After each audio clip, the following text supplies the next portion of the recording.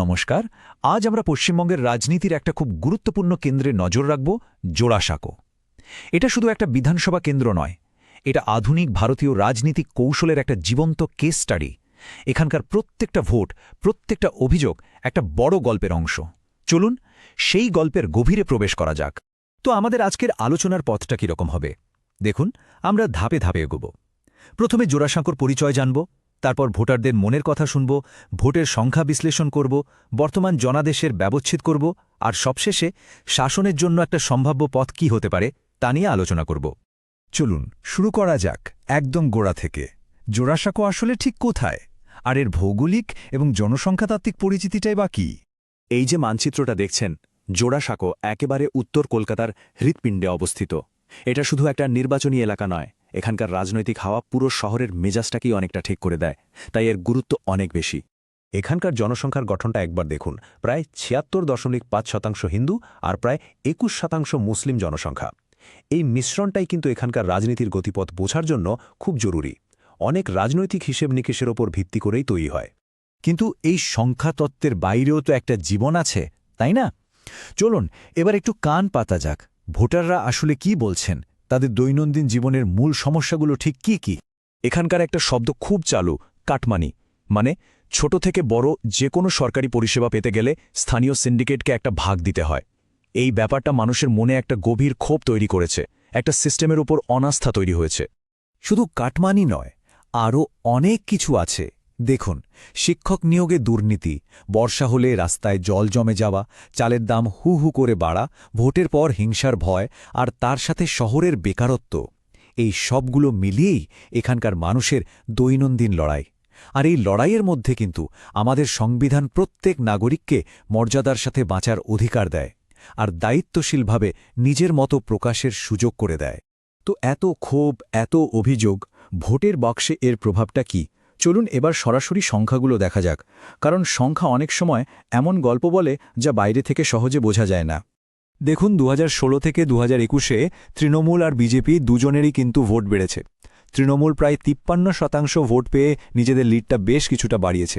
মানে সমর্থন বাড়ছে ঠিকই, কিন্তু এর সাথে সাথে লড়াইটাও বেশ কঠিন হচ্ছে। কিন্তু এখানে একটা চিন্তার বিষয় আছে।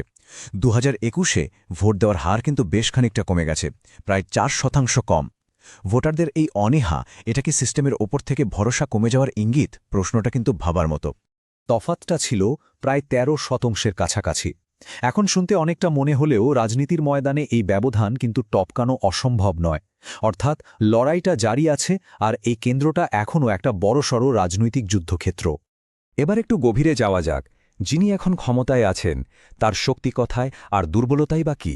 চলুন একটা ব্যবচ্ছেদ করা যাক। দেখুন, বর্তমান বিধায়কের হাতে অনেকগুলো তাস। তিনি দলের ভেতরের লোক, রাজ্যের ক্ষমতা তার সঙ্গে আছে, এমনকি মিডিয়াও তার নিয়ন্ত্রণে। কিন্তু উল্টো দিকে এলাকার পরিকাঠামো নিয়ে মানুষের অভিযোগ আছে, আর দুর্নীতির দাগও তার ভাবমূর্তিকে বেশ কিছুটা ধাক্কা দিয়েছে। বিশেষ করে সারদা কেলেঙ্কারি আর এই লটারি জেতার মতো ঘটনায় নাম জড়ানোটা তার বিশ্বাসযোগ্যতাকে একটা বড়সড় প্রশ্নের মুখে ফেলে দিয়েছে। যখন এই ধরনের অভিযোগ ওঠে, তখন সাধারণ মানুষের আস্থা ধরে রাখাটা খুব কঠিন হয়ে যায়। আচ্ছা, তো এই হলো পরিস্থিতি। এখন এই পরিস্থিতিকে সামনে রেখে এগোতে হলে কি ধরনের কৌশল নেওয়া যেতে পারে? কিভাবে এই স্থিতাবস্থাকে একটা চ্যালেঞ্জের মুখে ফেলা যায়? এর জন্য একটা কৌশলগত কাঠামোর কথা ভাবা হয়েছে। নাম দেয়া হয়েছে চতুর্মুখ মতবাদ। নামটা শুনলেই বোঝা যাচ্ছে এর ৪টে আলাদা দিক আছে। এই ৪টে মুখ কি কি? প্রথমত শিব, মানে দুর্নীতির বিরুদ্ধে আক্রমণ। দ্বিতীয়ত বিষ্ণু, মানে স্থিতিশীল শাসন আর মানুষের কল্যাণের আশ্বাস।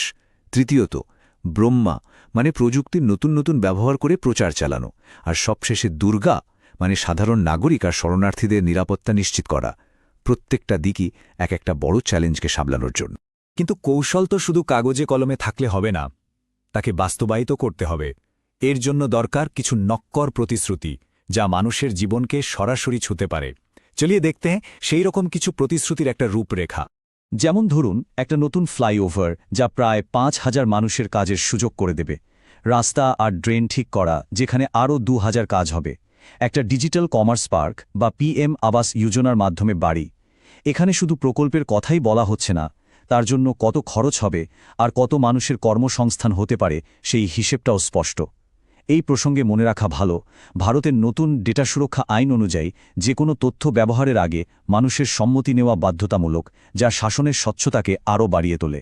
শেষ প্রশ্নটা এটাই, ডেটা আর সুশাসনের উপর ভর করে তৈরি একটা কৌশল কি পারবে স্থানীয় ক্ষমতার জটিল অঙ্ক আর সিন্ডিকেটের প্রভাবকে পেছনে ফেলতে?